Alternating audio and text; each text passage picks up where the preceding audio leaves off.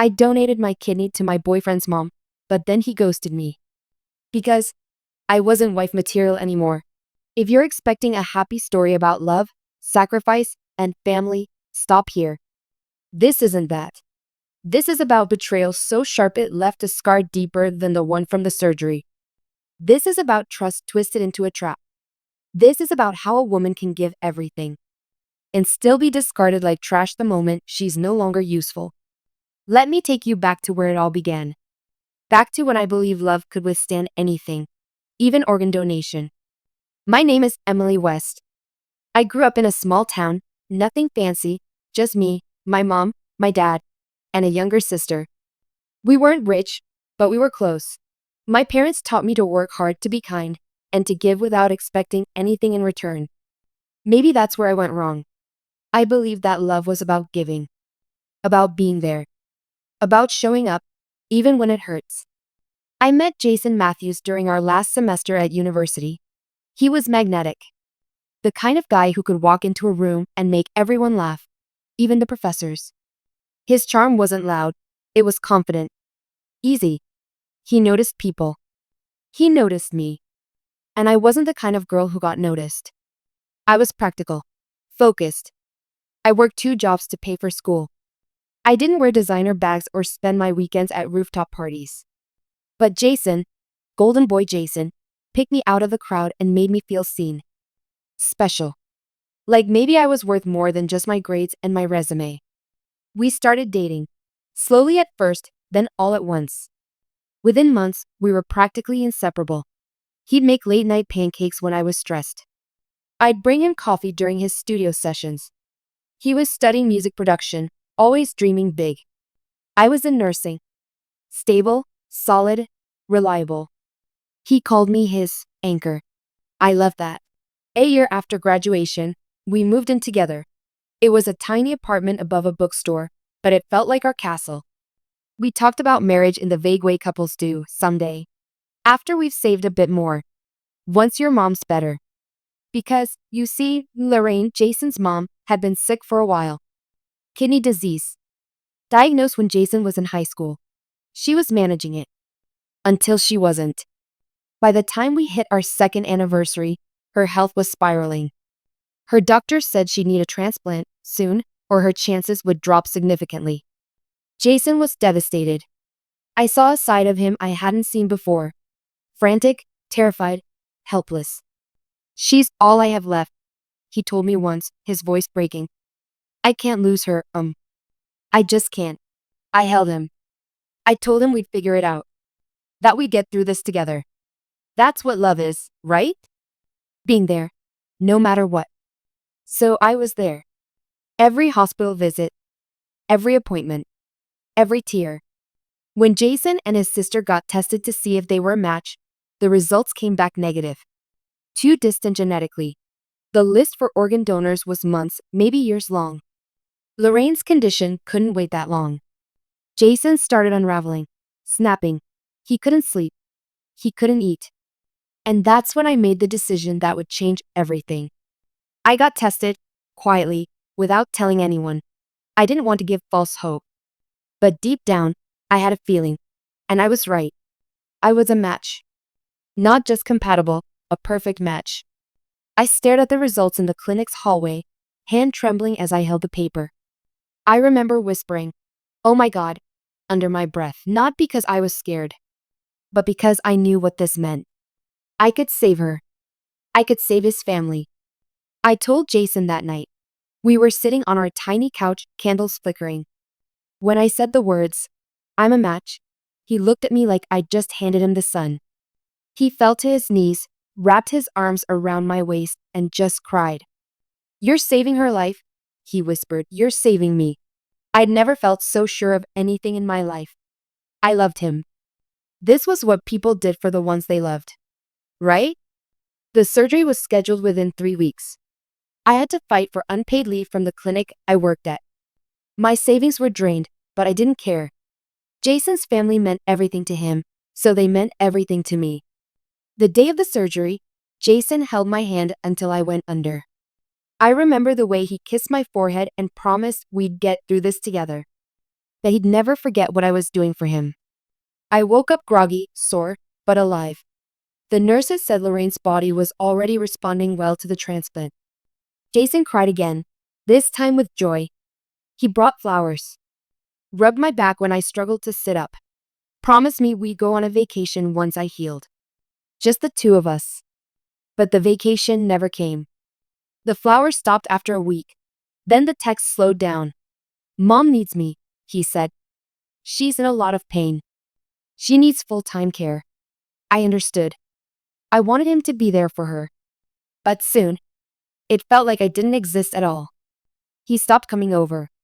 Then stopped calling. Then stopped answering. At first, I made excuses. Told myself he was overwhelmed. That he'd come back. But weeks passed. My incision healed. My energy returned. And Jason was gone. When I finally showed up at his mom's house, Lorraine answered the door like I was a stranger. Oh, she said, glancing behind her. Jason's not here. He's moved back in with some friends. I blinked. He moved? Yes. Didn't he tell you? No, he hadn't. He hadn't told me anything. That night, I called. No answer. Texted. No reply. The next day, I was blocked. Facebook, Instagram. Even my number bounced like it had been disconnected. I was being erased. I called a sister. She picked up, sighed loudly, and said, maybe take the hint, Emily. Jason's moved on. He's focusing on real goals now. You were sweet, but you're just not wife material. Not wife material? After I gave a part of my body to their mother? After I gave up time, money, health for them? I stared at my reflection in the mirror that night. Pale, tired, scarred, both physically and in places no surgeon could reach. That was when the rage began. The kind of rage that doesn't burn hot, but cold. I hadn't just been dumped. I had been used. And they thought they'd get away with it. But they had no idea who I really was, or what I was capable of when someone treated my love like a transaction. Because if they thought my kidney was the last thing I had to give, they were about to learn just how wrong they were. I lay awake for days after Jason disappeared. Not just from my life, but from everything. No goodbye. No fight. No warning. Just silence. That silence was louder than any scream I'd ever heard. At first, I cried. A lot. I told myself that maybe he was overwhelmed. That people react strangely to trauma. That he'd come back once his mom was better. Once he realized what we had. But days became weeks, and the reality set in. He wasn't coming back. He had chosen to leave. Not because something broke between us, but because I'd already given him everything he needed. That's when the denial started to fade and suspicion crept in. Why hadn't Lorraine called me even once after the surgery? Not even a thank you. Not a card. Not a how are you feeling? I thought maybe she resented needing my help. But that wasn't enough to explain Jason's disappearance. So I did what any woman with a broken heart and a sharp mind would do. I started digging. I still had access to Jason's Spotify account, one of the small things we'd never bothered to separate. It was a family plan under my name, and I could see what devices were active. To my surprise, one of them was still logged in from an unknown location. A condo in the city. Not far from where we used to live, but definitely not with his mom. My heart pounded. I Googled the address. It was a luxury high-rise. Expensive. Definitely out of Jason's budget. Unless he wasn't paying for it alone. I didn't want to believe it, but my gut twisted in the worst way. I called a friend, Claire, who worked part-time as a property manager downtown. Told her I needed a favor. She ran the building's name through her internal system. Jason Matthews? She said. Yeah, he's listed on a lease here. Shared with, hang on. Oh wow, with Vanessa Steele. I almost dropped the phone. Vanessa. Is ex. The same woman he said broke his heart years ago. The same woman he swore was toxic, selfish, and manipulative. The same woman he told me he would never take back. He was living with her. The betrayal didn't even feel real. It felt like a scene from someone else's nightmare. But I wasn't done. I needed to see it. So I drove there. It was raining, of course it was. Like some cliche heartbreak movie. I parked a block away and sat in my car with shaking hands, eyes fixed on the building entrance. It didn't take long. Jason came out wearing gym clothes, laughing. Next to him, Vanessa. She was beautiful, in the same way venomous snakes are beautiful. Sharp cheekbones, glossy hair, the kind of effortless confidence that always made me feel 2 steps behind. She was holding his hand. He kissed her on the cheek as they walked toward a cafe across the street. I couldn't breathe. I watched him, the man who held me while I cried after my surgery, who whispered promises into my ear as I gave away a part of my body, smiling like none of it had ever happened. Like I had never happened. That night, I finally confronted Lorraine. I called her from a different number so she answered and said flatly, "You knew, didn't you?" There was a long pause. Then a bitter sigh. "Emily, I didn't ask you to donate your kidney." I blinked. "What? You did it for Jason, not for me. And frankly, you made it very dramatic. Always hovering, asking questions. Acting like a martyr. It was exhausting. My stomach flipped. I saved your life." "No, the doctors did. You were just the vessel." I was stunned. I had expected coldness. I hadn't expected cruelty. Then she added, almost smugly, "Vanessa's been very supportive, by the way. She's been helping me recover. She's part of the family, you know. Part of the family." I had never been that. I realized it in that moment. I never stood a chance. Jason had always belonged to them. And I had just been convenient. But there was more. I reached out to a mutual friend, someone who used to intern with Jason at the recording studio. Someone I hadn't spoken to in a while, Jake. He sounded awkward when I asked about Jason. Hesitant. But when I told him everything, the surgery, the ghosting, Vanessa, something cracked. "Okay, look," Jake finally said. "This is going to sound insane. But Jason, he always said he couldn't handle long-term commitment. That he wanted out of your relationship months before the surgery." I froze. "What do you mean before?" "He told me he was planning to end things. But then his mom's health got worse. And when you got tested and turned out to be a match, he said he couldn't break up with you yet. It would look bad. He said, and I quote, 'Let her go through with it. Then I'll have my mom, and I can walk away clean.'" My vision blurred. My hands shook. I had to put the phone on speaker because I couldn't hold it anymore. Jake continued, reluctantly. "I thought he was joking, Emily. I really did. But when he moved in with Vanessa a few weeks after the transplant, I realized he'd been serious the whole time. Jason had planned it. He had looked at me, crying in the hospital. He had kissed me before surgery. He had held me afterward, knowing the whole time that he was going to leave. He had used my love, my trust, my organs, to buy a future with someone else. And they all knew. His mother, his sister, probably even Vanessa. They were all in on it. I wasn't just a donor. I was the backup plan, the placeholder, the disposable solution. Something in me snapped that night. Not in a screaming, crying, dramatic way. No. Something colder, quieter, focused. Because if they thought they could use me, cut me open, carve out a piece of my life, then toss me like a broken doll, they had wildly underestimated who I was. I wasn't a victim. I was a nurse. I was resourceful. I was patient. And most of all, I never forgot. The thing about betrayal is, it doesn't kill you all at once. It slices you open slowly, piece by piece, until you don't even recognize yourself in the mirror anymore. And when the bleeding finally stops, when the shock wears off, you're left with 2 choices: stay broken or get even. I chose the second. But not out of vengeance. Not at first.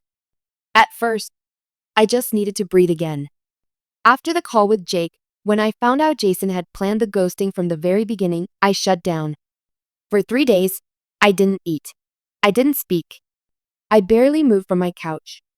My body was still healing, But now my mind was infected with something worse than surgery pain: humiliation. I had been played. I had given a part of my body to a family that laughed behind my back. I had rearranged my life for a man who saw me as nothing more than a means to an end. And the world kept turning like none of it mattered. The anger didn't come all at once. It came quietly, like a slow leak through a cracked window. The first time I felt it, really felt it, was when I got my hospital bill in the mail. Even though I was the donor, even though I was giving away an organ, my insurance had denied part of the coverage. They called it elective surgery.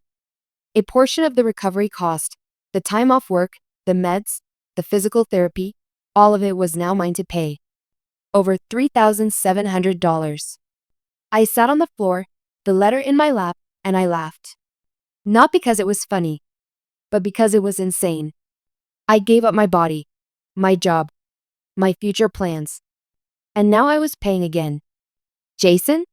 He was off sipping champagne with Vanessa in some penthouse condo. And me? I was left with a scar, a pile of debt, and a ruined resume with a medical leave gap. I called the hospital, explained the situation. They sympathized. But unless Jason's family agreed to take financial responsibility for part of the cost, there was nothing they could do. I hung up the phone shaking. And in that moment, the grief turned into something else entirely. Focus. I wasn't going to sit quietly and let them rewrite the story. I wasn't going to let them pretend I was just some emotional donor who got too attached. No, they used me like a pawn. Now I was going to become their checkmate. Step 1. Information. I started with Jason's music studio. He'd been trying to build his reputation as a producer for years, uploading tracks online, networking with artists, pitching for commercial work. I'd helped him write his proposals, designed his logo, even registered the domain for his website. And guess whose name was still on all of it? Mine. Because he was lazy and careless, and he thought I would never leave. So I logged in. The business PayPal account, still connected to my bank. The copyright on his demo tracks, all filed under my email address, the one he used when I helped him fill out the forms. I sat there in stunned silence as I realized just how much of his career had been built on my back. He hadn't changed the passwords. He hadn't transferred the accounts. He hadn't done anything. I could delete it all with a single click. But I didn't. Not yet. I had something better in mind. Step 2. Documentation. I started compiling everything: dates, text messages, screenshots, medical records, even the voicemail Lorraine accidentally left once, where she called me a desperate little girl with a savior complex. I created a folder, titled it Evidence, just in case. I didn't know exactly what I'd use it for yet, but I knew it was power. And I was done being powerless. I also reached out to a woman I'd met briefly during recovery, Teresa, another donor I'd bonded with in the hospital. She worked in nonprofit law and had once mentioned a group that protects donors from post-surgery abandonment and abuse. Yes, that's a real thing. Apparently, I wasn't the first woman to go through something like this. There was an entire community of donors who'd been exploited emotionally, financially, and even legally. Teresa introduced me to a pro bono legal team. I told them everything. They were horrified. Most people don't realize, one of the lawyers said, that if a donation is given under false pretenses, manipulation, coercion, or conditional promises, there can be grounds for civil action. They took my case. Step 3. Exposure. I didn't want to go public yet, not until I had control. So I started small. I updated Jason's business website, the one I still legally controlled, and added a simple banner across the homepage. This page is temporarily under review due to unresolved legal and ethical concerns involving its registered creator. He noticed immediately. I got a panicked email from Vanessa the next day through a new studio Gmail they'd set up. She demanded I stop harassing them. I didn't respond. Instead, I scheduled a consultation with the same licensing company Jason had been trying to land for a commercial music deal. I showed them the documents. All the original demos were in my name, with my legal signature. They dropped him. Quietly, but effectively. His career was starting to bleed. just like I had. And then came the final blow. Step 4. The letter. I drafted it carefully, worded every sentence like a scalpel. And then I mailed it to Lorraine's house. Certified, return receipt requested. It wasn't a threat. It was a bill. $3,724, the exact cost of my post-op care that had been denied by insurance. Along with it, I included the full donor agreement, the transplant records, a list of unpaid hours from work I missed, and a legal note informing her that my attorney was prepared to pursue a civil claim, citing emotional fraud and deliberate manipulation in the context of medical consent. I ended the letter with one line. You don't have to pay the debt, but you'll live with knowing it was yours. I never heard back. But 3 weeks later, the amount was anonymously deposited into my account. And a month after that, Jason's website went down. His business license expired. And Vanessa? She suddenly went private on all social media. I didn't need to post a single word online. I didn't need to scream or beg or chase justice through a courtroom. All I had to do was take back the pen. Because they thought I was weak. They thought the surgery made me soft. That the scar made me quiet. But the truth is, it made me dangerous. And I wasn't done yet. Revenge wasn't some grand explosion. It wasn't fire and fury. It was a slow, meticulous burn, the kind that eats through foundations and leaves nothing standing. I didn't want to hurt Jason physically. That would have been too easy and too kind. I wanted to take the one thing he cared about more than anything else, his image. You see, Jason always thought of himself as the good guy, the charming artist, the son who gave up everything for his sick mother, the misunderstood genius who loved deeply and left quietly. And that story? That perfect little narrative he built his reputation on? I was going to bury it. It started with the documentary. A small independent filmmaker, a woman named Priya, had reached out through the donor advocacy group I joined. She was working on a short docuseries about organ donors, focusing on the hidden emotional and legal risks involved when the donation is between non-family members, especially in romantic relationships. When I told her my story, she was stunned. I've interviewed people who've had rough outcomes, she said. But this is calculated emotional fraud. She offered to feature me anonymously at first, just voiceover and silhouette. But I said no. I wanted my face out there. I wanted people to know. We filmed over 2 months. She interviewed my doctors, the lawyer who took my case, even Teresa, the other donor who'd helped connect me to the group. I gave her everything, the texts, the screenshots, the before and after footage of my surgery. And then I handed her the smoking gun, a recording, one I hadn't told anyone about. A few months earlier, before the betrayal, Jason and I had gone to a couples counseling session. He'd been distant even then. I thought we were just hitting a rough patch. The therapist asked us both to speak openly about expectations in our relationship. Jason, thinking he was being vulnerable and honest, said something that now made my skin crawl. I mean, if you're with someone and they can help your family, like really help, don't you kind of expect them to? Otherwise, what's the point of building a life together? The therapist had gently pushed back. Do you mean financial support? Or emotional? Jason shrugged. Whatever's needed, you either show up, or you're not wife material. I had forgotten that moment, filed it away as a bad session. But I had recorded it on my phone. Priya used that clip, with subtitles, synced to images of my hospital room and post-op care in the final cut. It was devastating. And beautiful. And real. The documentary went live on YouTube and Vimeo. No names were used. But people recognized him anyway. His voice. His music. His catchphrases. The story spread like wildfire, especially after one influencer tweeted, "She gave him her kidney. He gave her silence. This is emotional exploitation, not love." Jason tried to go online and defend himself. Mistake number 1. He posted a vague Instagram story about haters and people chasing clout.